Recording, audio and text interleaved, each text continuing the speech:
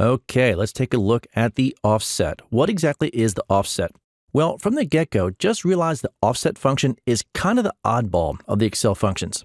Admittedly, it's kind of goofy, it's kind of awkward, but it does serve a purpose.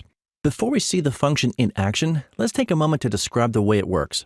So imagine yourself looking through a pair of binoculars, and you're looking at a particular point. Then what you do is you move down, then you move across, and then you start to play with the zoom, making the image larger or smaller. That's analogous to the way the offset function works. With the offset, you have a beginning point, then you move down X number of rows, then you move across X number of columns. From there, you tell Excel to grab a chunk of cells because you want to do something with it. Before we go any further, let's take a moment to recognize that the offset function is typically used with dynamic ranges.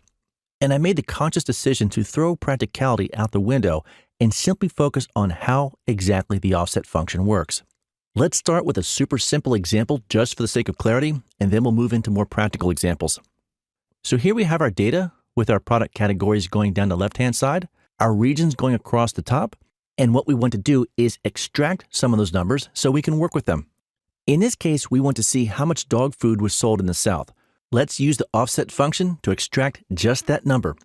Let's go up and click the FX icon, do a search for offset, and now where it says reference, reference means starting point.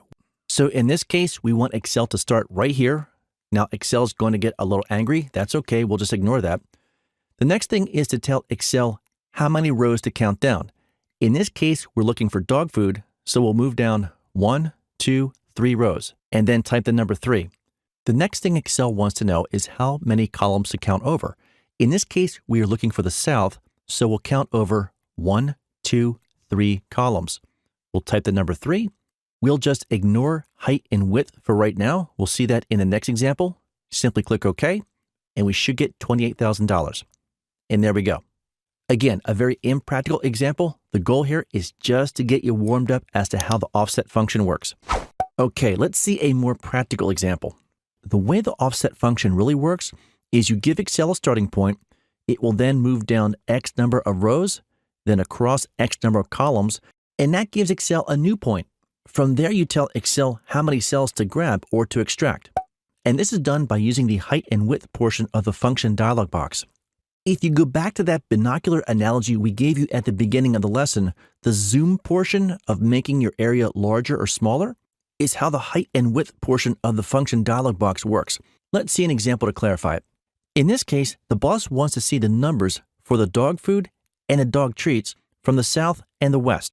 And since the boss wants to see them, we have to extract them. Let's click the FX icon, and then for the reference, we'll give it this starting point right here. For the rows, we'll count down 3 because the dog food lives here. Then for the columns, we'll count over 1, 2, 3 because the South lives here. That gives us a new starting point. For the height and width, here's how much we tell Excel to grab. If we type in a number of 2, that will tell Excel to grow 2 rows. If we type in a width of 2, that will tell Excel to grow 2 columns. Put another way, when we type in those values, Excel will grab this chunk of cells right here.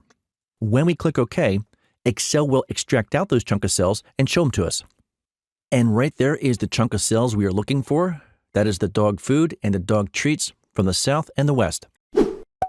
All right, so by now you have a better understanding of how the offset function works in its entirety, yet still wondering why would you even do this in the first place? Well, please understand that the offset function is best utilized when it is nested with other functions. Let's see an example to clarify that.